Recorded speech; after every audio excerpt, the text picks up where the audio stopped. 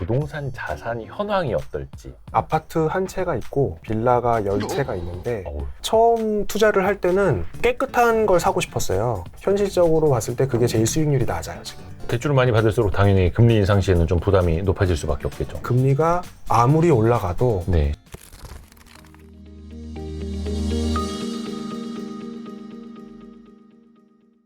우선은 이제 소개부터 해야겠다. 성함이 저는 김민이라고 합니다. 근데 지금 직장인이신데 네. 성함과 얼굴이 이제 거의 처음 나가는 건데 괜찮을까요? 취미 생활이니까요. 아, 네, 크게 문제 없을 거라고 생각합니다. 부동산 투자도 이제 점점 커지고 있는 걸로 알고 있는데 취미 생활이라고. 그럴수록 더 회사 열심히 당연히 열심히 더 회사 생활 열심히 그러니까 해야죠. 자산과 근로소득을 같이. 그럼요. 네. 지금 그래서 이제 대기업 네. 직장인인 걸로 알고 있고 네. 단도직입적으로 이거부터 여쭤봐도 될지 모르겠는데 그럼 지금 이제 부동산 자산이 현황이 어떨지. 네. 제가 실제로는 아파트 한 채가 있고 예. 빌라가 10채가 있는데 어우, 근데 이렇게 말씀드리면 진짜 뭐 수십억, 수백억대 부자인가 보다 이렇게 오해를 하시는데요. 네. 빌라가 특히 수도권에서도 제가 주로 투자를 하는 수도권 외곽, 특히 인천 쪽은 굉장히 저렴한 물건이 많이 있기 때문에 네. 네, 그렇게 큰 자산가는 아니고요. 네. 제가 스스로 평가를 하거나 아니면 경매 낙찰을 받을 때 감정가를 기본으로 생각을 하면 네.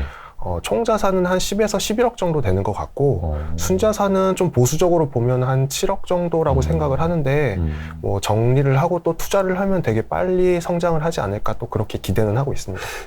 그러면 경매 거의 다 빌라 경매였던 거죠? 네, 맞습니다. 네. 시작하신 지가 얼마나 되신가요? 제가 시작한 게 한 3년 반이 조금 넘었습니다. 3년 반 만에? 네. 네. 오. 그러니까 사실 제가 김민님을 모신 이유가 보통의 평범한 직장인들이 네. 이제 시작하거나 그리고 근로소득 말고 함께 자산소득을 얹어 나갈 수 있는 것 그걸 좀 공부해 보려고 모신 거거든요. 네. 그래서 저희 정말 큰 자산가 분들도 거의 1000억대 자산가도 저희는 출연을 자주 하시거든요. 네네. 그런 분들은 너무 멀어. 너무 멀어. 그래서 조금 우리 직장인들 또 자영업 하시는 분들이 약간 멀지 않은 곳을 보시는 느낌으로 네. 좀 이야기를 해주시면 좋을 것 같아요. 그러면 빌라 경매 투자를 어떻게 시작하셨던 거예요? 처음에 그러면 이제 회사 일하면서 모았던 걸로. 네, 이렇게. 제가 회사 생활을 한 게 이제 13년에 입사를 해서 예. 한 4년 정도 됐을 때 현금이 1억 정도가 모이더라고요. 3년?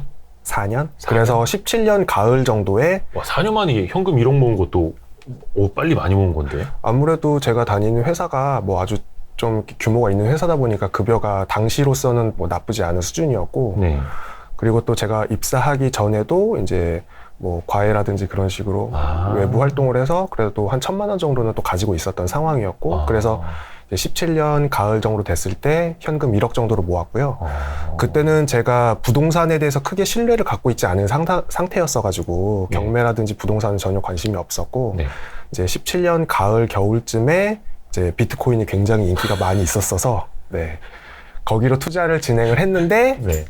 만약에 그때 투자를 한 걸 지금까지 보유하고 있었으면 크게 성공했을 텐데 제 성격상 이제 매일 자주 들어가는 보는 성격이거든요. 그래서 이제 가슴 아프게도 그때는 좀 비트코인이랑 주식 쪽에서는 좀 손실을 많이 보고 그래서 17년에는 좀 실패를 했다가 다시 이제 이렇게 끝내서는 안 되겠다라고 생각해서 1년 정도 다시 모아서 18년 가을경에 이제 유튜브에서 이제 어떻게 하면 좀 소득 외에 일반적인 회사 소득 외에 다른 걸 얻을 수 있을까를 고민하다가 경매라는 걸 접하게 됐고 17년 가을에 시작할 땐 1억으로 시작했는데 그때 손실을 봐서 이제 18년 가을엔 현금 8,500만 원이랑 마이너스 통장을 이용해서 이제 경매를 처음 시작했습니다.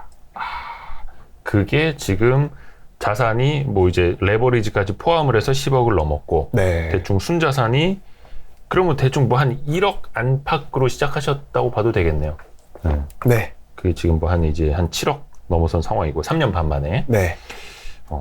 그래서 뭐 저를 비롯한 일반 직장인들도 좀 할 수 있는 영역으로 좀 이야기를 오늘 좀 들어보려고 하는 거고 그러면은 처음에 뭐 부모님 도움을 받는다거나 이러지는 않았어요? 부모님은 되게 뭐 열심히 일하시고 그러시긴 하셨는데 네. 또 이렇게 아무래도 뭐 서울의 주요 지역에 부동산 투자를 하시거나 그런 경력은 없으셔가지고 딱 이제 두 분이 노후 준비가 되어 있는 정도고 따로 이제 이렇게 지원을 해주실 정도의 정도는 안 돼서 다 이제 제가 근로소득으로 모으고 마이너스 통장 활용해서 그래서 이제 또 전략을 좀 잘 짜봐야겠다. 그래서 찾은 게 경매였습니다. 그러니까 금수저는 아니고 아, 네네네. 그러니까 부모님 도움보다는 진짜 근로소득 모아서 네네. 그렇게 시작을 한 네네. 좋습니다. 그래서 이제 제가 계속 강조드리지만 그래서 더더욱이 다른 사람들도 이제 좀 같이 네네. 배우고 따라할 수 있는 네. 서울대에 네, 나와서 네, 네. 지금 또 네. 이제 번듯한 대기업 네. 다니고 있고 네. 근데 이제 제가 알기로는 네. 경매도 되게 싼 빌라 네. 수도권 좀 외곽 네. 네. 이런 걸 하시는 걸로 알고 있는데 네네. 서울대 출신들이 약간 그런 거 하는 뭐 모임이 있거나 막 그래요? 그쪽 커뮤니티가? 근데 제 생각에 꼭 어느 학교라든지 뭐 공부를 잘한다든지 그런 거는 좀 상관이 없는 것 같은 게 공부를 잘했다고 투자를 잘하는 건 또 전혀 아니고 네. 그렇죠. 또 공부를 잘했다고 해서 성실해서 회사 생활을 또 잘하는 것도 아니더라고요. 그러니까 사람마다 되게 차이가 많이 나고 은근히 서울대생들이 일을 못하는 친구들이 많습니다. 그렇진 않지만 제 생각입니다. 네네. 그래서 그분들 중에서도 당연히 훌륭하신 분도 많지만 꼭 투자를 했을 때 왜냐하면 자기 생각이고 고집이 있다 보니까 그 부분을 따라가다 보면 또 다른 사람의 의견을 못 들을 경우도 생길 수가 있을 것 같더라고요. 네네. 그래서 또 이제 잘하는 분야가 아닐 수도 있다. 꼭 네. 공부를 잘한 분들이 투자를 잘하지 않을 수도 있다. 이렇게 생각이 들고 그래서 17년엔 또 저도 그 부분에서 좀 손실을 봤기 때문에 이제 겸손한 마음으로 부동산에 신뢰가 없었지만 한번 도전을 해본 거죠. 근데 생각해보니 실전을 해보니 이제 괜찮았었던 거죠. 그럼 아까 그 빌라가 10채 있었다고 했고 아파트는 하나인데 아파트는 그럼 지금 그것도 수익형이에요? 아니면 거주? 아파트 한 채는 이제 저희 누나가 기존에 살던 집인데 예. 누나가 이사를 가게 되면서 이제 그 집을 매물로 나왔거든요. 네네네. 근데 제가 언젠가 결혼을 하게 되면 부모님 댁 근처에 살면 좋겠다라는 생각으로 사놓긴 했는데 그 또 인천에 좀 뭐 역에서 멀진 않지만 좀 외곽이라서 지금도 23평인데 뭐 2억 초반이어서 크게 뭐 큰 자산이다 이렇게는 안 하고 이제 나중에 제가 뭐 잠깐이나 뭐 몇 년 정도 거주하면 좋겠다 해서 사놓은 집입니다. 일반 매매로 샀습니다. 그러면은 어떻게 보면 그거네요. 청약 이런 거는 그냥 다 포기하고 투자부터 시작을 한 건데 청약은 우연히 2017년에 이제 누나가 사고 싶어 하는 지역이 있어서 다 같이 이제 누나랑 누나의 시어머니랑 저랑 이렇게 같이 가서 청약을 했는데 네. 우연히 두 분은 안 되시고 제가 됐어요. 근데 제가 그 지역이 특별히 회사 출퇴근하기에도 용이하지도 않고 또 부모님하고 같이 이렇게 거주할 수 있는 그런 환경도 아니어서 크게 메리트가 없다라고 생각을 했고 근데 이제 누나는 거기가 약간 신도시 쪽이어서 네. 꼭 사고 싶다, 살고 싶다. 그러니까 뭐 양보를 해줬으면 좋겠다라고 해서 그냥 그때는 이제 부동산에 큰 뜻이 없었기 때문에 그냥 누나가 그래도 수고한 게 있으니 조금 떼어주겠다 해가지고 1,500만 원 준다 해가지고 이제 그냥 넘겼죠. 누나에게 네. 프리미엄을 그렇죠. 네. 싸게 넘겼네. 네. 지금 생각해보면 의의가 이렇게 상하진 않아. 연락은 하죠 누나랑? 아주 친합니다. 왜냐면 누나가 다행이다. 거기서 살고 있으면서 이제 조카들이 너무 행복하게 잘 살고 있는 걸 제가 알고 있고 아. 또 그거를 오히려 정리를 했기 때문에 다른 부동산을 더 투자할 수 있었다고 또 생각이 들거든요. 긍정적인 친구네. 네. 결국 네. 우리 가족의 자산이 늘어났기 때문에 네, 저는 아주 좋게 생각합니다. 그러면 그 빌라 10채 갖고 있으면 현금 흐름 네. 대부분 이제 월세겠죠? 네, 어떻게 다 돼요? 왔습니다. 10개 다 월세. 네네. 일단 10채 중에 한 채는 지금 뭐 확정은 아니지만 또 개발을 할 계획이 있다고 하는데 그게 또 지역주택조합이어서 저는 조합원 자격이 없거든요. 네네. 그래서 곧 매수를 하겠다라는 얘기가 있어서 일단 잠시 비워놨고 그래서 9채에서 월세를 받고 있는데 이제 월세를 받는 금액이 한 300만 원 정도 되고 그 중에서 이자랑 뭐 중간에 이제 뭐 보증보험이라든지 뭐 화재보험이라든지 그런 요금도 나가고 또 수리를 중간중간에 뭐 조금씩 해주거든요. 그럼 한 달에 한 50만 원 정도를 잡아서 순수하게 남는 게 한 250, 60만 원 정도 세금까지 다 포함해서 이제 그 중에 원금 상환이 일부 있거든요. 그게 한 네. 30만 원 정도? 그래서 한 달에 한 220, 30만 원 정도 남는다 이렇게 보면 될 것 같습니다. 그러면은 여기에 투입된 자본, 투하 자본은 얼마 정도 되는 거예요? 제가 여러 채가 있다 보니까 헷갈려가지고 사실 네. 적어왔거든요. 나도 좀 헷갈리고 싶다. 나도 내 자본 그래가지고 헷갈리고 싶다. 네. 총 낙찰 금액이 3억 8천을 낙찰 받았거든요. 10채 다 해서. 10채. 네. 근데 이제 그 중에 뭐 취득세도 내고 중간에 이제 좀 이렇게 집이 오랫동안 공실이거나 기존에 거주하시던 분들이 이제 경매가 나가니까 수리를 안 하고 한 게 있어서 총 수리비가 한 5천만 원 정도 들어서 순수하게 이제 들어간 돈은 4억 3천만 원 정도 들어갔고요. 이제 제가 대출을 많이 위에 꺼내놓고 주세요. 저 뭔가 컨닝하는 왠지 느낌이라서. 그 포스트잇을 하나 이렇게 적어오셨는데. 그래서 총 대출 받은 건 1억 6천이고 또 월세 투자하다 보니까 보증금을 제가 많이 받지 않았거든요. 그래서 보증금 2천만 원 정도. 그래서 제 돈이 들어간 거는 총 2억 5천만 원 정도 들어갔습니다.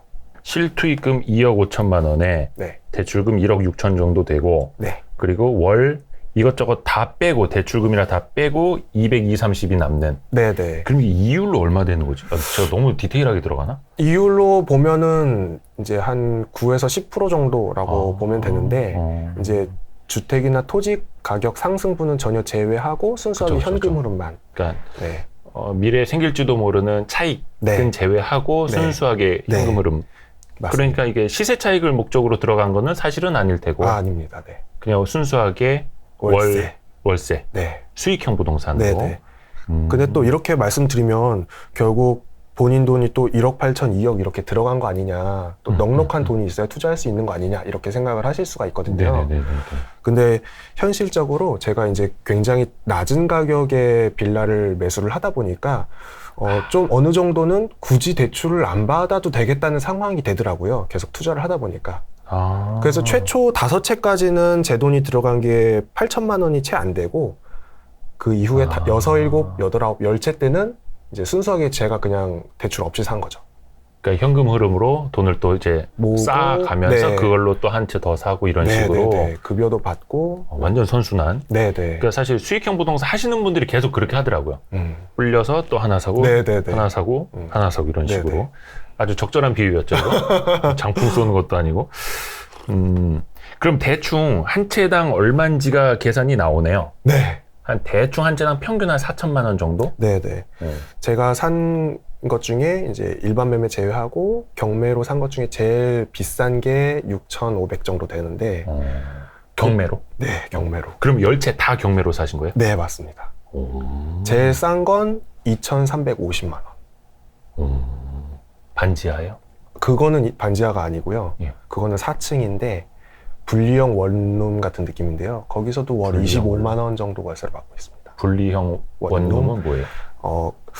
그러니까 원룸 방이 있고 곁에 이제 거실 겸 주방이 있는데 분리가 좀 되어 있어서 문이 있는 거죠. 네. 이거 여다지냐 미다지냐? 네, 그런. 헷갈려. 근데 네. 미다지 여다 이거 헷갈리고. 미다지. 하여튼 그 문이 네. 중간에 있는. 네네네. 근데 여기도 이제 뭐 신축의 원룸이다 그러면 그것도 뭐 서울에 있다 그러면 당연히 뭐 몇 억 1억 집일 텐데 이제 거기도 약간 역에선 멀지만 뭐 대중교통도 편하고 그래서 이제 되게 오래된 동네여서 뭐 언젠간 개발이 될 수도 있겠다. 월세 받으면서 기다리면 되겠다라고 해서 사놨는데 나쁘지 않은 것 같습니다. 근데 이제 거의 다 인천 쪽에 있어요? 네, 다 인천 쪽입니다. 그리고 고향이 인천 쪽이어서? 고향은 아닌데 오랫동안 살고 있습니다. 인천에서. 네. 그래서 저도 궁금한 게 수익형 부동산은 말 그대로 또 이제 뭐 세입자가 뭐 고장 났다면 또 봐줘야 되고 관리를 해야 되다 보니까 네. 내가 잘 아는 지역이나 네. 내가 거주하고 있는 지역에 가까운 쪽을 투자를 하는 게 맞는지 아니면 좀 멀더라도 네네. 뭐가 좀 유망하다라고 할 법한 곳에 가서 투자를 하는 게 맞는지 네. 어떤 게 좀 괜찮아요? 이제 사람 성향에 따라 되게 다른 것 같아요. 네. 그냥 제약을 둘 필요는 없다고 생각을 하는데 네. 제가 인천에 살고 있고 인천이 유망하다고 생각하는데 부산이 유망하다고 아니면 광주가 유망하다고 해서 굳이 거기를 멀리 갈 필요는 없다라고 생각을 하기 때문에 인천을 투자하는 거긴 한데요.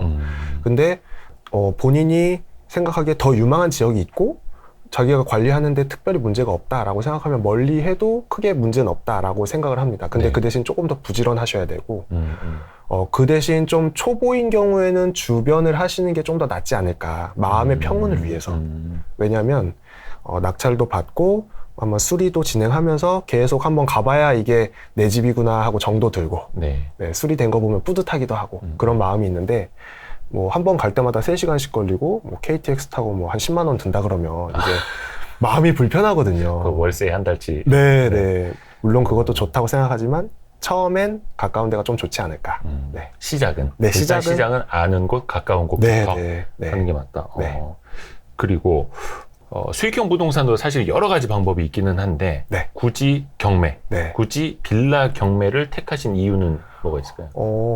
일단 경매라는 것 자체가 지금으로서는 좀 규제 같은 게 좀 있어서 좀 다르긴 하지만 네. 일단 그런 게 없었던 시절을 기준으로 말씀드리면 대출이 일반 매매에 비해서 굉장히 용이한 부분이 있어서 네. 저도 아까 말씀드렸듯이 최초 몇 채 정도는 대출을 되게 잘 받았거든요. 네. 그래서 뭐 보통은 두 가지로 보는데 감정가랑 예. 제가 낙찰받은 금액 중에서 이제 감정가의 70% 네. 또는 제가 낙찰받은 금액의 80%둘 중에 더 적은 금액으로 대출을 해주는데요.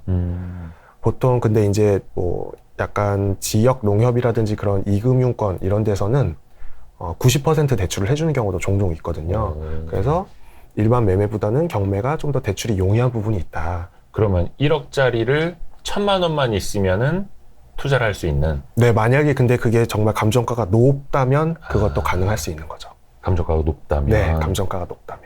그러면 일반적으로 감정가의 70%가 더 이제 적은 금액이다 치면은 1억짜리를 3천만 원만 있으면 7천을 레버리지 써서 투자할 수 있는. 다만 그것도 금리 또 따져봐야 되는 그렇죠, 거고. 그렇죠. 네. 왜냐면 이제 말 그대로 수익형을 보고 들어가는 네. 거니까. 그래서 아까 제일 싼 게 2,300? 2,300? 네. 제일 비싼 것도 한 6,000 정도? 요 사이에서 투자를 하신다고? 네네. 그렇게 고르시는 이유는 있어요. 예를 들어서 10채를 그렇게 관리하기는 힘들 텐데 네. 싼 거 10채보다는 그래도 조금 규모가 되는 거 한 두세 채만 이렇게 압축할까? 이렇게 비교를 또 해봐야 되잖아요. 제가 아주 고가의 아파트나 그런 주택을 보유를 해가지고 월세를 받아본 적이 없어서 네. 단언해서 말씀드리긴 좀 어려울 것 같은데 아무래도 고가의 빌라에서 고가의 월세를 받는 것보다 중저가의 빌라에서 그냥 적당한 금액의 월세를 받는 게 더 쉽다고 생각이 들어요. 그래요? 왜냐면 네.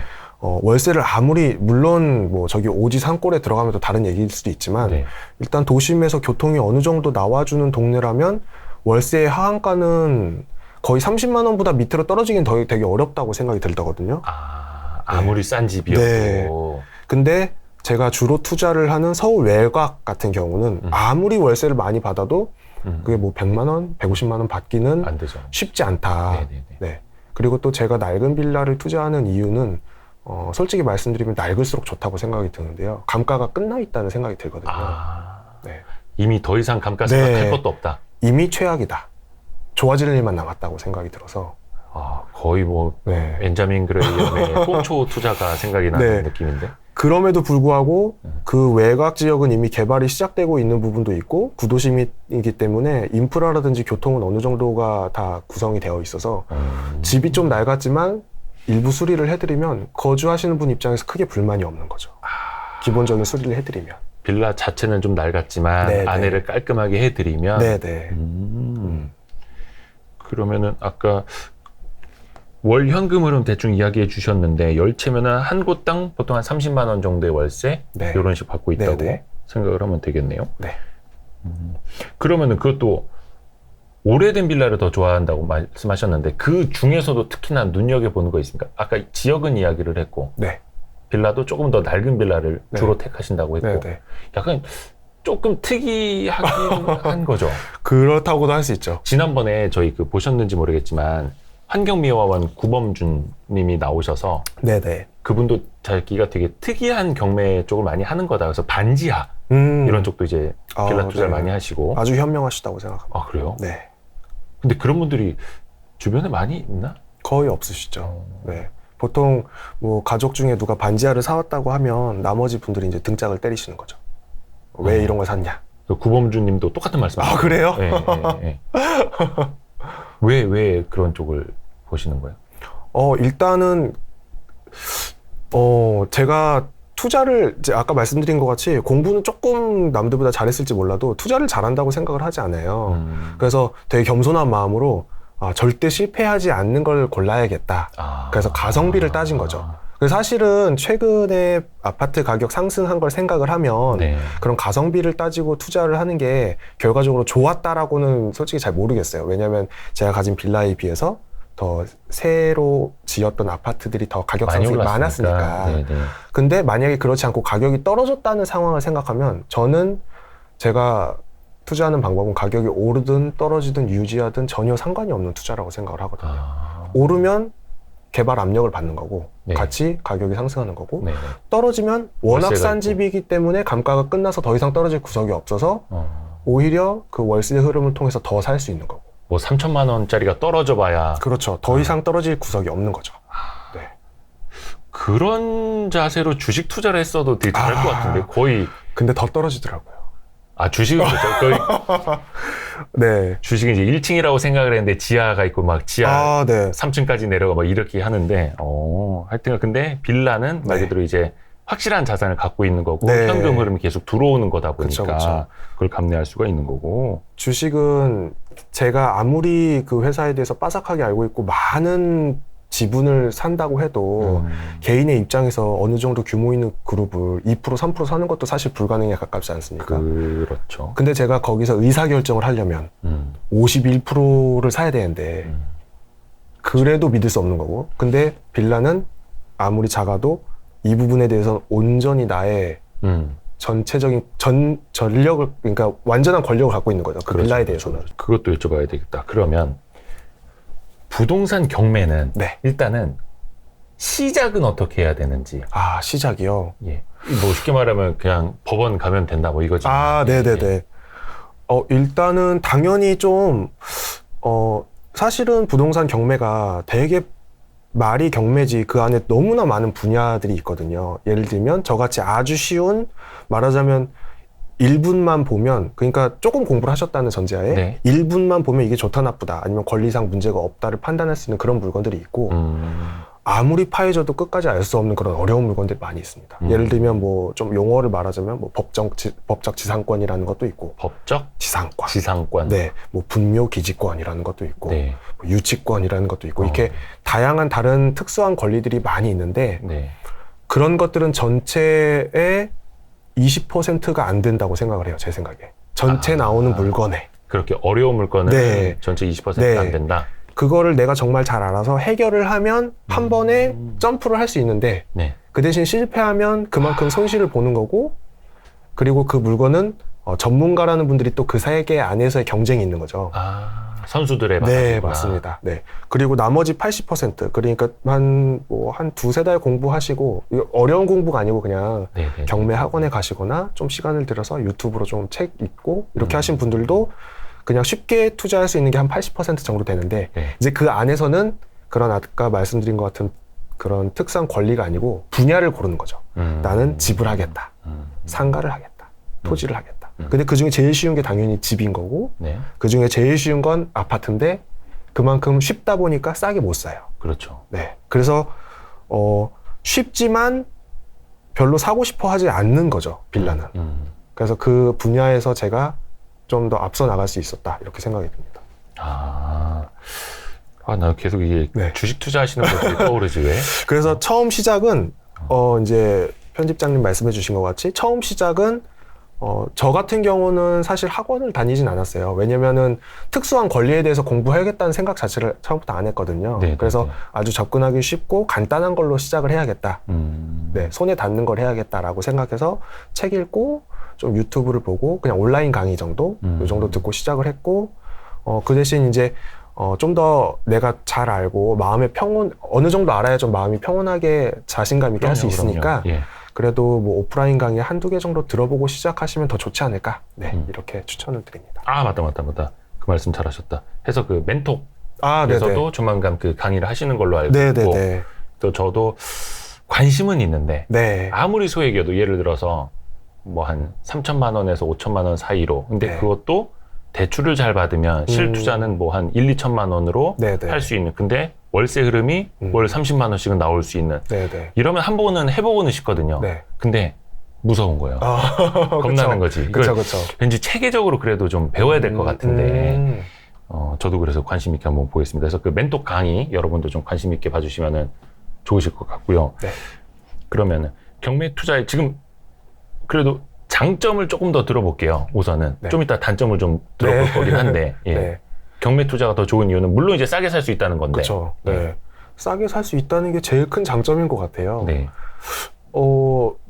일반 매매의 장점은 아무래도 더 물건이, 그러니까 시장에 나와 있는 물건이 많고, 그렇다 보니까 내가 원하는 동네, 아니면은 더 많은 조건들을 선택을 할 수 있는 거죠. 네. 예를 들면 이 집은 뭐 오래되지 않아서 한 5년 안에 건축이 된 집이었으면 좋겠고, 아니면 뭐 필로티 구조였으면 좋겠고, 햇빛이 들었으면 좋겠고, 뭐 주차가 쉽다든지, 마트가 가깝다든지, 그런 다양한 조건들을 선택을 해서 그 중에 걸러지는 그런 물건을 살 수 있는 게 일반 경매라면, 네. 일반 매매라면, 일반 매매. 경매 같은 경우는 그런 걸 다 따지지 않고, 딱 그 물건. 네, 돈이 되고 저렴하면은 사면 좋겠다라는 그런 넓은 마음가짐으로 투자를 해야 되는 게 경매라고 생각을 해요. 네. 왜냐면 내가 원하는 동네가 항상 나오진 않거든요. 특히 서울의 강남을 사야겠다. 아니면 뭐 서울의 뭐 어느 특정한 좋은 동네를 사야겠다라고 하면 물건도 없고 이미 그게 하나 나왔을 때 투자를 하려고 마음 먹고 들어오신 분이 너무 많아서 그쵸. 일반 매매보다 오히려 더 비싸게 사시는 경우가 많아요. 빌라고 토지 지분이 적어도. 왜냐면 이미 거기에 사랑에 빠지신 거죠. 경매 물건을 보는 순간. 이건 내가 꼭 과열되는 거예요? 네. 근데 경매 물건은 그 외에 이제 서울 외에 외곽에 있는 저렴한 빌라 경매 물건은 좀 일반 매매 같이 되게 많고 매일매일 나오거든요. 그렇기 때문에 자기가 쉬는 시간이 많지 않은 날에도 그러니까 뭐 예를 들면 회사 생활을 하시면 아무래도 쉬는 날을 탁 정해서 쉬기 어려울 수도 있는데 네. 예를 들면 그래도 좀 이렇게 좀 여유로운 날을 골라서 가도 살만한 물건이 있을 가능성이 많다는 거죠. 네. 물건이 많다 보니까. 그래서 이제 빌라 경매가 그 부분에서 좀 낫지 않을까. 그러니까 계속 강조해 주시는 게 정말 그 선수들끼리의 영역에서 경쟁하지 않아도 되는 분야. 네. 예, 그쪽을 지금 계속 보고 계시고 그쪽을 말씀해 주시는 거죠, 포인트가. 정리를 잘 해주시네요. 왜냐면은 이게 말씀해 주셨습니다만 경매도 분야가 되게 넓기 때문에 네. 예, 그래도 어떤 특정 세그먼트 예, 우리는 집중을 하고 이야기를 하고 있다는 걸 이제 말씀을 드려야 그래도 이제 오해를 안 하실 수 있을 것 같아가지고. 네. 예. 경매 투자의 근데 위험성, 단점도 꽤 많은 걸로 알고 있거든요. 네. 아까도 저는 약간 좀 무섭다고 했잖아요. 네네. 잘못 시작했다가 뭐 세입자가 안 나간다라든지. 왜냐면 또 거기서는 어떤 뭐 채무 문제 때문에 집이 이제 경매로 넘어가는 경우도 있고 뭔가 좀 이해관계가 얽혀서 막 복잡한 경우들이 좀 있잖아요, 경매는.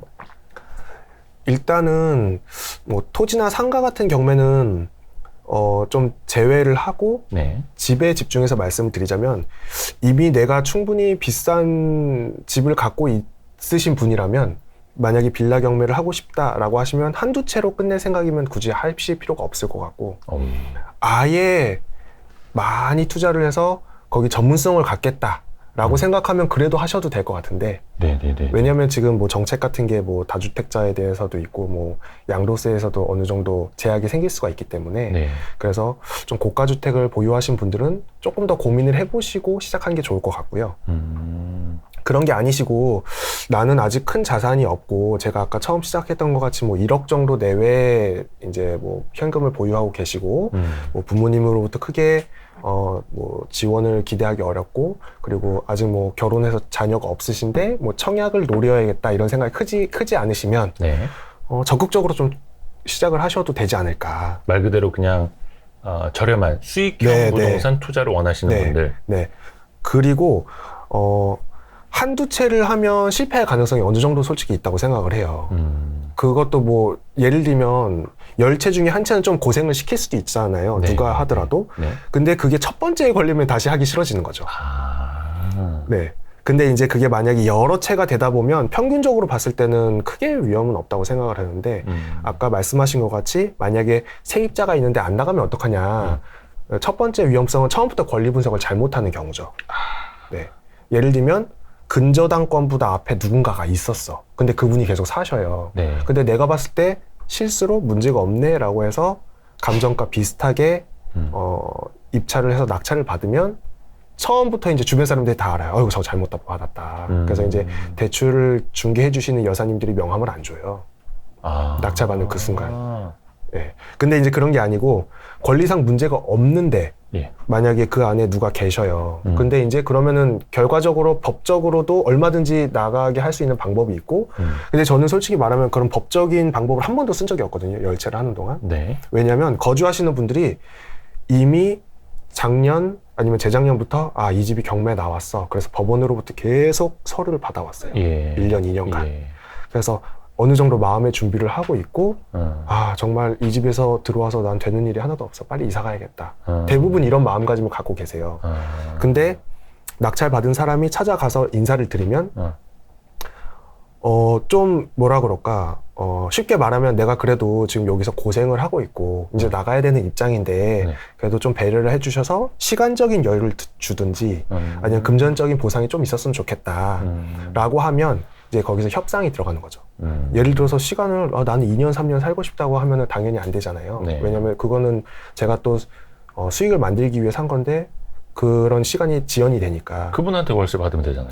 물론 그래도 되는데 네. 이제 만약에 기존에 사시던 분이 뭐 보증금 소액의 보증금과 월세를 내시던 분이면 당연히 그렇게 될 가능성이 많은데 그게 아니고 뭐 예를 들어서 전세를 살고 계셨는데 금액을 다 못 받으시거나 아니면 전 집주인이거나 그러면 그게 안 될 가능성이 있는 거죠.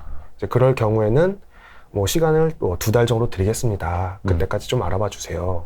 그게 안 되면 저도 법원을 통해서 해결을 해야 됩니다. 이렇게 말씀을 드리는 거고 이제 그게 아니고 나는 어느 정도 금전적 보상을 원합니다. 라고 하시면 뭐 어느 시기까지 이사를 결정을 해주시면 제가 그래도 법원을 통해서 강제로 집행을 하면 뭐 예를 들어 300만 원이 들어가는데 그 돈의 일부 예를 들면 150에서 200만 원 정도를 이사 지원비로 드리겠다라고 하는 것도 협상의 방법이 될 수 있는 거죠. 이게 꼭 드려야 되는 건 아니지만 서로를 위해서 윈윈 전략이라고 저는 생각을 합니다. 그러니까 경매 투자나 이렇게 수익형 부동산 할 때는 사실은 사람과의 관계, 네. 이런 전략 되게 네. 중요하다 하더라고요. 이게 애초에 집을 싸게 샀기 때문에 예. 어느 정도 그분한테 양해를 해드리고 협상을 해야 된다는 걸 아예 애초에 전제를 하고 들어가면 굉장히 마음이 편하거든요. 근데 만약에 그분이 난 됐다 그냥 이사 가겠다라고 하면 그럼 땡큐고. 너무 좋은데 저 같은 경우는 그래도 그냥 2~30만 원 정도는 감사하다고 드린 경우도 있고 네, 그냥 마음을 넓게 가지는 게 최고입니다. 아니 명절 때나 아니면 이제 입주했을 때나 뭐 선물을 한다면서요? 네네. 이제 그거는 이제 기존에 계시던 분은 아니고 이제 새로 저랑 계약을 맺어서 거주를 하고 계신 분이 계시거든요. 근데 이제 저도 이 집을 사서 어느 정도 그분 덕분에 수익을 얻고 있는 거고 네. 또 겸손하게 말하자면 이 집을 제가 뭐 돈을 들여서 수리를 했지만 또 나름 오래된 집이고 물론 그렇기 때문에 싸게 월세를 줬지만 거주하는데 불편함이 있으실 거잖아요. 네. 근데 그럼에도 불구하고 여기서 이렇게 2년, 3년 또 거주해 주신다는 것 자체가 저는 좀 감사한 일이다라고 생각을 하고 그래서 서로 얼굴 붉히는 일이 최대한 없도록 하고 그래서 이제 인사차 명절 되면은 그냥 저렴한 뭐 한과라든지 김이라든지 그걸 보내드리면 거기서도 이제 감사합니다 하고 이렇게 피드백이 옵니다. 그러면 이제 네, 더 오래 거주하실 수도 있는 거고 네, 좋게 생각을 하고 있어요. 그러니까 빌라 경매 투자하시는 분들은 사실은 그런 면도 되게 공부를 많이 하셔야 되는 것 같아요. 네. 사람 사이의 관계 같은 거. 네네. 또 경매 투자할 때 좀 주의할 점도 되게 많을 것 같은데 앞에서 뭐 권리 분석 이런 이야기도 해주셨고 사실 이거는 디테일하게 공부해야 되는 겁니다. 오늘 이제 네. 얼개에만 사실은 우리가 네네네. 전달해드릴 수밖에 없는 거고요. 예. 저 같은 경우는 사실 워낙 저렴한 빌라를 사고 제가 입찰을 한다고 해서 낙찰받을 가능성이 그렇게 높지 않거든요. 한 5번, 6번 정도 법원에 가면 한 채 정도 낙찰을 받는다. 왜냐면 이게 경쟁이 치열하지 않아도 저는 워낙 저렴하게 살려는 욕심 때문에 거의 최저가에 근접하게 입찰가를 쓰기 때문에 저보다 한 뭐 50만 원, 100만 원만 높게 쓰셔도 제 기회가 없는 거죠. 그렇기 때문에 되게 자주 기회가 없어서 정말 싸게 살려고 하는 거구나. 네네네. 왜냐하면 한 번 투자를 하면 일단 몇 천만 원이 들어가는 거기 때문에 네. 욕심을 부릴 필요는 없다고 생각을 하고 이미 어느 정도 갖춰져 있기도 하고요. 근데 그렇기 때문에 오히려 입찰 전에 방문을 안 하는 경우도 있어요. 방문? 그 집이 어떤지. 어차피 그러니까 실내는 못 보고 네, 실내는- 외관만 보는 거죠. 네, 실내는 뭐 어떤 분들은 이제 노크를 해서 본다고도 하시는 분이 계신데 저는 그건 좀 실내인 것 같고 그래서 보통은 입찰 전에 방문을 해서 뭐 밖을 둘러보면서 뭐 샤시가 교체되어 있는지 뭐 현관문이 뭐 칠이 되어 있는지 아니면 뭐 약간 반지하 같은 데 본다면 뭐 해가 들고 뭐 밖에 뭐 물기가 들어갈 만한 그런 통로가 없는지 이런 걸 보시긴 하거든요. 아니면은 지도에서 보이지 않는 뭐 요즘은 다 볼 수 있지만 뭐 너무 심한 언덕이 아닌지 뭐 이런 걸 많이 보시는데 그런 거는 저는 어느 정도 요즘 로드뷰가 너무 잘 돼 있어서 이미 충분히 파악이 됐다고 생각하면 굳이 가지 않기도 하는데 뭐 네이버 지도나 다음 지도나 이런 걸로 그런 걸 활용을 하고 있어서 근데 그래도 좀 여유가 있으시고 이걸 재미라고 생각하시면 한 번쯤 방문해 보시는 것도 나쁘진 않겠다. 한 번에 주말에 시간 내셔서 한 두세 군데 이렇게 쭉 돌고 오시면 동네 분위기도 알 수 있고 내가 입찰하려는 집이 어떤 상태인지 그리고 예를 들면 뭐 우편이 가득 쌓여 있는지 없는지 그럼 이제 거주하시는지 아닌지도 어느 정도 알 수 있으니까요. 그런 것도 볼 수 있을 것 같고 아까 지나가면서 말씀을 드렸는데 이거는 아마 경매 투자, 빌라 투자 관심 있으시면 다 아실 거예요. 뭐 샤시가 교체되어 있는지는 다 보시더라고요. 네. 그래서 저도 이왕이면 깨끗한 집, 이왕이면 샤시가 비싸니까 교체돼 있으면 안에 수리는 뭐 비싸봤자 얼마면 되겠다. 이런 걸 어느 정도 파악을 하고 들어갑니다. 아, 그렇구나. 그러니까 그 오래된 빌라 위주로 이제 투자를 한 거 정말 싸게 사는 걸 되게 중시하신다고 말씀해 주셨는데 그럴수록 초비에 어떤 뭐 인테리어를 해야 된다든지 인테리어도 아니더라도 진짜 개보수를 필수적인 해야 되는 그 돈도 만만치 않게 들어갈 거 아니에요? 네. 아까 말씀드렸던 게 제가 이제 취득세랑 뭐 법무비랑 수리를 다 합쳐서 5천만 원 정도 들었다 이렇게 말씀을 드렸거든요. 포함해서. 네. 그래서 제가 일반적으로 투자하는 집들이 다 뭐 10평에서 14, 15평 그 정도 사이기 때문에 뭐 방이 두세 개 정도 되고 보통은 화장실이 하나고 이러다 보니까 보통 집 주변에 인테리어 하시는 분들한테 제가 거주할 게 아니고 세입자를 맞출 거니까 그에 맞게 한번 견적을 내주세요 라고 하면 되게 천차만별이시긴 하거든요. 네. 그러면은 이제 샤시를 제외하고 수리를 하면 뭐 만약에 그 집이 뭐 화장실이라든지 일부 수리가 되어 있다. 그러면 뭐 150, 200일 끝날 수도 있는 거고. 근데 뭐 10년, 20년간 한 번도 수리를 안 해서 정말 난리가 나 있다. 라고 하면 뭐 5, 600이 될 수도 있는 거고요. 근데 이제 정말 운이 나쁘게 어디서 뭐 물이 떨어진다든지 뭐 물이 차 있다든지 그러면 이거는 조금 잘못한 거죠. 처음부터. 입찰을 잘못한 건데 그러면 좀 더 돈이 들어갈 수가 있죠. 근데 만약에 저는 이 지역이 정말 개발 가능성이 전혀 없다면 좀 잘못 산 거지만 뭐 향후에 몇 년 안에 개발 가능성이 있겠다라고 하면 그냥 비워놓는 것도 괜찮다고 생각을 해요. 그런 집을 샀다면. 아예 돈이 많이 더 들 것 같다면? 네. 아예 아무것도 하지 않고 그냥 사서 잊어버리는 거죠, 그냥. 그럼 그건 수익이 발생하지 않는 무수익 자산이 정말 되잖아요. 싸게 샀다면 상관이 없는 거죠. 그게. 싸게 샀다면. 근데 그거는 생각해도 되죠. 네. 말 그대로 이제 재개발 그쵸. 이런 거를 보고 기다리는 건데. 네네. 그건 언제 될지가. 근데 이제 저 같은 경우는 이미 10채, 12채 사서 월세가 들어오고 있는 상황이고 그 중에 한 채 정도가 비어 있다고 해도 크게 흔들림이 없다고 생각을 하거든요. 근데 이제 이왕 잘못 산 거 만약에 정말 이걸 내가 내 걸로 하고 싶다라고 마음을 먹었는데 오히려 수리비가 뭐 더 들겠다, 뭐 몇천 들겠다라고 하면 그냥 잊어버리고 도로를 샀다 이렇게 생각해도 되거든요. 그거는 말 그대로 이제 그거는 조금 다른 영역인 거죠. 재개발을 기다리거나 아니면 나중에 뭐 시세 차익을 노리거나 이렇게 해서 다시 재매각하는 방향으로. 뭐 하여튼 그것도 여러 전략 중에 하나일 테니까요. 재개발 재건축 얘기 나왔으니까 그 얘기 좀 해봐야겠다. 이제 윤석열 당선인 이제 새 정부에서는 재건축 재개발을 더 활성화하겠다라는 공약을 했잖아요. 물론 이제 가봐야 되는 거겠습니다만 어떻게 보면 이제 빌라 투자할 때 처음에는 다 수익형 자산으로 투자를 하는 거지만 시세 차익이나 재개발도 염두에 두지 않을 수는 없는 거잖아요. 네. 처음 투자를 할 때는 그래서 좀 깨끗한 걸 사고 싶었어요. 개발에 기대가 없었기 때문에. 그래서 깨끗한 걸 사고 싶어서 신축에 가까운 걸 투자를 했고 현실적으로 봤을 때 그게 제일 수익률이 낮아요. 지금 월세 수익률이 오히려.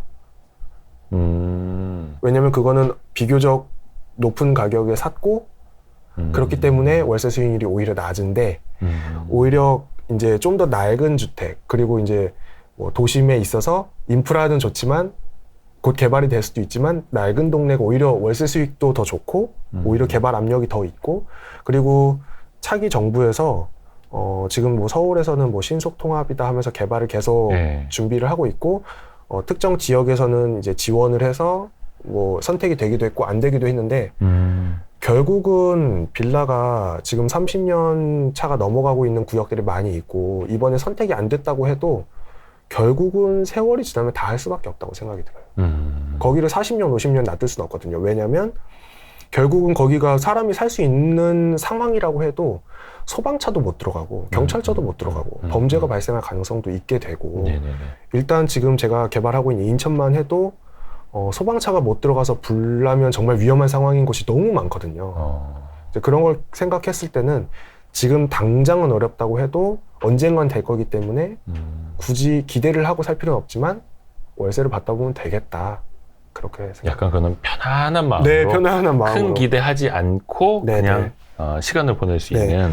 그래서 오히려 요즘은 또 뭐 제가 정확하게 개발 쪽에 관심이 많이 있지 않아서 정확하게 모르는데 오히려 어느 정도는 구역이 정해져서 뭐 조합 설립 인가라든지 그렇게 난 상태에서 매수를 하면 오히려 뭐 조합원 자격 안 주고 뭐 이런 게 또 있더라고요. 네, 그렇다 보니까 오히려 아예 얘기도 없는 동네에 가서 사놓고 그냥 느긋하게 기다리는 게 나을 수도 있겠다. 그게 어떻게 보면 이제 재개발 투자 때 극초기 투자라고 하는데 극초기 투자라는 것도 어떻게 보면 재개발을 염두에 두고 사는 거고. 근데 일단은 그것보다는 수익형 자산으로 맘 편하게 사는 게 더 낫다라고 보시는 쪽이고요. 시간이 우리 편이라는 거죠, 결국은. 시간이 우리 편이다. 같이 투자하시는 분들이 많이 쓰는 표현을 이제 빌라 경매 투자하시는 분한테 들으니까 새롭기는 한데 아까 그 대출 이야기 잠깐 해주셨는데 약간 그것도 좀 팁이 있을 것 같아요. 정말 어떻게 보면은 대출이 많이 나와야 어떻게 보면 자기 자본 투자하는 입장에서는 좀 유리한 거겠죠? 네네. 일단은 경매라는 분야 자체가 어느 정도 감정가보다 충분히 낮은 가격에만 사기만 하면 대출이라는 건 충분히 나오는데 이제 지금 현 상태를 말씀드리면 뭐 어느 정도 규제가 있는 지역은 주택이 두 채에 있으신 분은 이미 대출이 안 나오니까 이제 향후에 그런 규제가 다 없어진 걸 염두하거나 아니면 규제가 아닌 지역 그러니까 수도권에서 조금 벗어나면 규제가 아닌 지역도 아직도 많이 있거든요. 그런 지역을 기준으로 말씀을 드리면요. 일단은 낙찰받은 가격의 80~90% 정도가 어느 정도 대출이 가능한 건데 거기서 소액 임차인 최우선 변제라는 금액을 뺍니다. 흔히 말해서 반공제라고 하거든요. 아마 많은 분들이 대출을 받아본 경험 있으시면 다들 아실 텐데 그건 어떤 거냐면 주택에 거주하시는 월세나 전세 세입자분들께서 만약에 경매를 당해서 이사를 가셔야 되는 상황이 되는데 근저당보다 후순위시기 때문에 원래는 돈을 한 푼도 못 받으시는 경우가 생기거든요. 그러면은 그분들은 정말 뭐 길에 나앉아야 되는 상황이 되기 때문에 그러한 상황을 막기 위해서 정부에서 소액 임차인들을 보호하기 위해서 소액 임차인 최우선 변제라는 걸 만들어 놨어요. 그래서 예를 들면 전체 보증 금액이 뭐 예를 들면 1억 미만인 분들한테는 경매를 당했을 때 3천만 원 정도는 내가 무조건 보장을 해주겠다. 권리가 없어도 라는 걸 설정을 해놨거든요. 그렇다 보니까 은행에서는 근저당 설정을 할 때 나중에 내가 최우선의 권리가 있었는데 소액 임차인이 들어오면 내가 그만큼 돈을 못 받네 라는 걸 염두를 해서 처음부터 대출을 안 해줘요. 그럼 1억을 예를 들어서 내가 한 1억 2천 정도의 낙찰을 받았는데 1억을 대출을 받을 수 있다면 그 소액 임차인 최우선 변제를 고려를 해서 뭐 지금은 조금 바뀌었을 수도 있는데 한 3,500 정도를 빼고 대출을 해주는 거죠. 담보 비율에서? 네. 그러면 저는 1억 2천짜리를 사고 1억에 낙찰을 받았지만 한 8천 대출 나오겠지라고 생각했는데 3천을 빼버리니까 5천밖에 안 나오고 4, 5천밖에 대출이 안 나오는 거예요. 그러면은 큰일 났다. 나 돈 없는데 이렇게 되잖아요. 그래서 그런 걸 염두해서 또 보증보험이 있어요. 그런 소액 임차인 최우선 변제만큼까지 더 대출을 해주는. 그걸 이제 두 가지가 있는데 이제 상세한 것까지는 말씀드릴 필요가 없을 것 같고 MCI라는 게 있고 MCG라는 게 있거든요. 그래서 두 가지가 있는데 그 두 가지 중에 하나는 개인한테 최대 2채까지 해주는 거고 나머지 두 개는 한 가구당 2개라고 해서 주변에 이제 가족 중에 만약에 그 상품을 가입하신 분이 없다면 최대 4채까지 할 수 있는 거죠. 그러면 지금 아까 이제 그 빌라는 한 10개 정도 네네. 투자해 놓으셨다고 했는데 10개가 다 대출이 되는 거예요? 10개 다 대출을 받으신 거예요? 지금 상황은 5채는 대출을 받았고 네. 나머지 뒤에 5채는 이제 그 소액 임차인 최우선 변제보다도 더 낮은 금액에 샀기 때문에 대출을 안 받은 것도 있고 3,400을 빼면은 마이너스거나 네. 뭐 4,500밖에 대출이 안 나오는 거죠. 네네. 그래서 대출을 안 받은 것도 있고 또 그거랑 상관없이 지금 규제 지역이어서 네. 인천 전역이 규제 지역이어서 대출이 안 나오는 것도 있는데 사실은 규제만 풀리면 그 소액 임차인 최우선 변제 관련돼서 MCI나 MCG 같은 경우는 제가 일부만 상환하면 다시 대출이 나와요. 그 상환 가입되어 있는 금액이 이제 뭐 풀로 되어 있는 게 아니고 예를 들면은 전체 대출 중에 뭐 500만 원, 1,000만 원만 그 금액이 가입돼 있다. 그럼 그만큼만 상환을 하면 또 하나를 더 할 수 있는 거죠. 그러니까 그거는 이제 향후에 주택이 많이 늘어나면 그만큼 또 전략을 갖고 공부를 하시면 이거는 대출 받다 보면 대출해 주시는 브로커 여사님들이 다 알려주세요. 그리고 또 이제 대출을 많이 받을수록 당연히 금리 인상 시에는 좀 부담이 높아질 수밖에 없겠죠. 네, 그것도 감안을 해야 되겠고. 근데 워낙 제가 처음에 말씀드린 것 같이 제 투자금은 뭐 지금 10채를 기준으로 봤을 때 2억 5천 정도 들어갔는데 월세가 250 정도 나온다는 건 이익률이 10%가 넘잖아요. 네네네. 근데 금리가 지금 뭐 기사로는 뭐 6%가 된다, 뭐 5%가 된다 이렇게 말을 하는데 네. 제가 갖고 있는 금리 중에 제일 높은 게 4.5%까지 올라갔고 보통은 지금 아직 3% 중반대더라고요. 제가 갖고 있는 건 다. 어떻게 과거에 받은 거라서요? 아니면 근데 실제로 지금 받으시는 분들도 네. 6%라고 기사가 떴지만 6%를 받는 게 더 어렵대요. 더 낮다, 아직은. 보통은 4%대다. 그거는 말 그대로 이제 최고 네, 금리를 네, 이제 네. 기계적으로 기사화하는 네. 거기 때문에 그래서 수익률이 10%가 되기 때문에 금리가 아무리 올라가도 네. 10%에 다다르지 않는 한 걱정이 없겠다. 다만 마이너스는 아니지만 내가 순수익 가져가는 수익에선 좀 줄어들 수 네. 있는. 하지만 반대로 생각하면 현금이 있으신 분들은 오히려 말하자면 지금 예금이나 뭐 저축금리는 아직도 2%가 거의 안 되고 뭐 특판 상품이나 3% 될까요? 그거에 생각하면 오히려 부동산 투자가 훨씬 낫다. 이런 월세 수익 투자가 훨씬 낫다라고 생각이 듭니다. 그러면 그 월세가율이라고 표현을 하나요? 전월세가율? 네. 여기 한 매입가 대비, 낙찰가 대비 한 어느 정도는 돼야 좀 안정적인 투자라고 볼 수 있는 걸까요? 물론 이게 높을수록 좋은 거긴 한데. 네네. 저 같은 경우는 최초에 투자했던 거는 이제 대출을 아예 배제하고 네. 생각을 하면 7% 정도면은 나쁘지 않다. 빌라에서는. 특히 이제 서울은 말고 이제 수도권 약간 외곽에서 봤을 때 7%면 나쁘지 않다. 근데 10%가 넘어가면 더 좋다. 그건 뭐 높을수록 좋은 거죠. 네. 근데 저 같은 경우는 제일 높은 건 한 13, 4% 대출 없이 봤을 때. 그렇게도 나와요? 대출을 받은 건 뭐 30%, 40%는 당연히 뭐 가능한 거고요. 만약에 수리가 없다고 하면. 말 그대로 그거는 또 싸게 사야만 네네. 이룰 수 있는 그런 네네. 수익률이고요.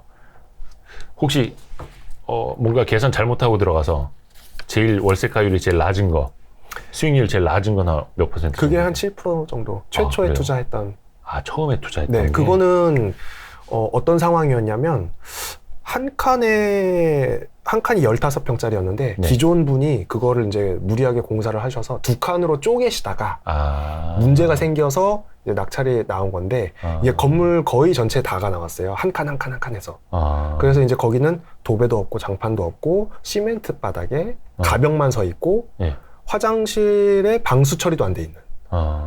그렇지만 저는 이제 경매 완전 초보기 때문에 수리비가 얼마 나올지 이런 것도 전혀 모르고 한번 해보자 도전해서 들어갔는데 그러다 보니까 이제 저는 다시 한 칸으로 한 집에서 쓸 수 있게 그렇게 네. 다시 어느 정도 수리를 했는데 그래서 제가 낙찰받은 가격은 4천만 원대 후반에 낙찰을 받았고 네.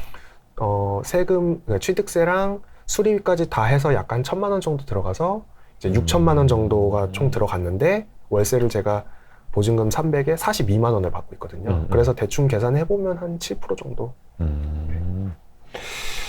그러게. 그거를 어떻게 보면은 미리 경매 낙찰 받기 전에 분석이 그거는 가능했던 영역인데 좀 놓쳤던 거예요? 아니면은 아예 미리 분석이 좀 어려웠던 분야였던 거예요? 그때는 제가 이제 많은 분들이 좀 오해를 하시는 게 감정가가 시세라고 생각을 하세요. 보통. 네. 이제 법원에서 이제 감정평가사 분들이 네. 이 물건이 법원 경매를 나오기 위해서 감정을 해주시는데 이 감정 금액은 시세랑은 또 다를 수가 있거든요. 그렇죠. 네. 보통 감정가가 시세보다는 싸다고, 낮다고 보지 않나요? 그거는 요즘에 이제 주택 가격이 상승세여서 네. 서울 아파트 감정가가 작년에 감정을 하다 보니까 지금 시세보다 싸다라고 생각을 하는데 오히려 반대로 감정가가 좀 높은 경우가 있는데 왜냐면 감정가가 대출의 기준이 되기 때문에 기존의 채무를 상환하기 위해서 해소를 하기 위해선 최대한 높은 가격에 팔려야 되거든요. 그럼 좀 감정평가를 좀 높게 받는 걸 좋아하는. 오히려 그럴 수가 있죠. 그런데 제가 처음에 이 낙찰받은 이 빌라 같은 경우는 감정가가 1억 3천 정도였어요. 네. 근데 제가 집안이 상태가 엉망이다 보니까 이제 4천만 원 후반에 낙찰을 받은 거죠. 그래서 그럼 나 벌써 8천만 원 벌었네? 이런 생각을 한 거예요. 월세보다는 이제 처음에는 제가 그런 감이 없으니까 돈 벌었다라고 생각해서 낙찰을 받았는데 이제 주변 부동산에 물어보니까 요즘 아무래도 그렇게까지 받기는 어려울 것 같다.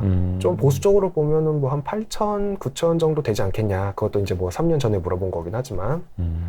네. 근데 사실 그 경매가 네. 맞다. 그러면은 경매 공부는 한 어느 정도 하고 첫 매수를 시작하셨던 거예요? 저 같은 경우는 공부는 이제 시작을 하고 나서도 계속 했지만 네. 최초에는요. 아무 공부 없이 책 한 권이랑 유튜브 보고 2주 후에 바로 법원으로 갔습니다. 그래서 처음 게 조금 수익률이 떨어지고 뭐 저는 이게 실패나 실수라고 생각하진 않는데 네네네. 아무래도 좀 수익률이 저조한 물건이다. 하지만 애정을 갖고 있습니다. 네.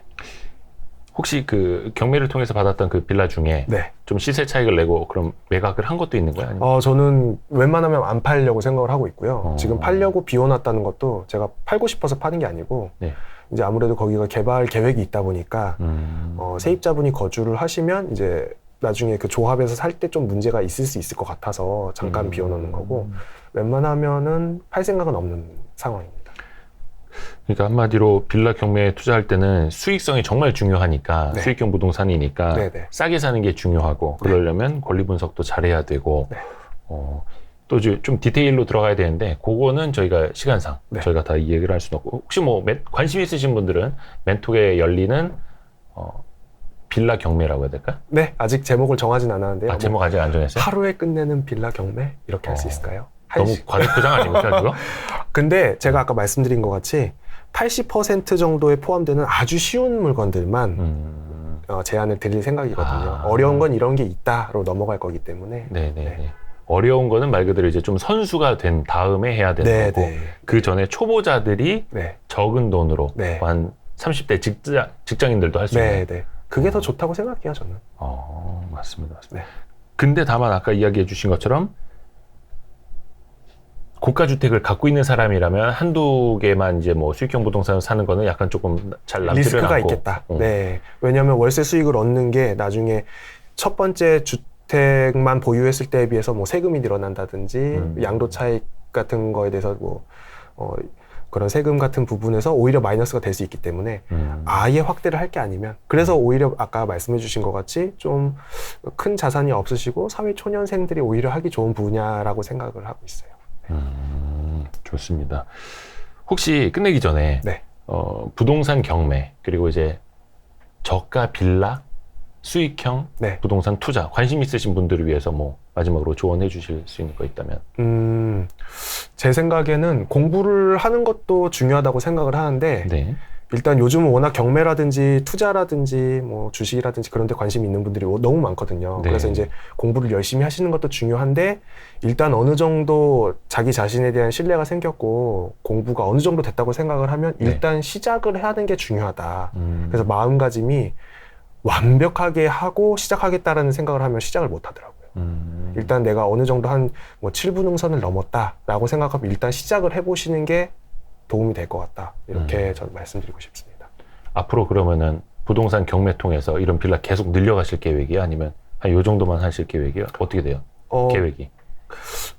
솔직히 말씀드리면 뭐 꼭 빌라 경매만이 답이라고 생각하진 않아서 뭐 상가나 뭐 공장 이런 것도 관심은 있거든요. 근데 이제 아직은 제가 자본금 같은 게 많이 부족하다 보니까 제일 가성비 있는 게 빌라라고 생각이 돼서 당분간은 좀 더 빌라를 늘려갈 생각이고 이제 제가 다른 또 경매 잘 하시는 분들도 계시니까 네. 제가 다른 분야에 좀 더 공부를 하고 나면 이제 다른 분야도 이제 넘어가지 않을까. 사실 입찰을 해봤는데 경쟁이 세서 폐차를 많이 했어요. 상가 쪽은. 그것도 좀 더 싸게 네, 사고 그렇게 하니까. 생각을 하려다 보니까. 네. 어찌됐든 간에 계속 성장해 나가는 과정에 네, 있는 맞습니다. 거고 우리 김민 씨 같은 경우는 이제 한 3년 반 네네. 정도 돼서 어떻게 보면 이제 초보에서 이제는 막 선수의 영역으로 넘어간 그 단계. 초보를 막 벗어난. 네. 그래서 초보의 마음을 더 잘 아는. 네. 좋습니다. 그래서 오늘 뭐라고 불러야 되나? 경매 투자자? 네. 빌라 경매 네. 투자자 우리 김민 씨와 함께 평범한 이웃. 평범한 이웃 네. 젊은 투자자 네. 좋습니다. 그래서 관심 있으신 분들은 우리 또 멘토 강의도 한번 좀 신청해 보시면 좋을 것 같고요. 오늘 나와주셔서 감사합니다. 네, 감사합니다. 아유 고생했습니다. 네. 수고하셨습니다.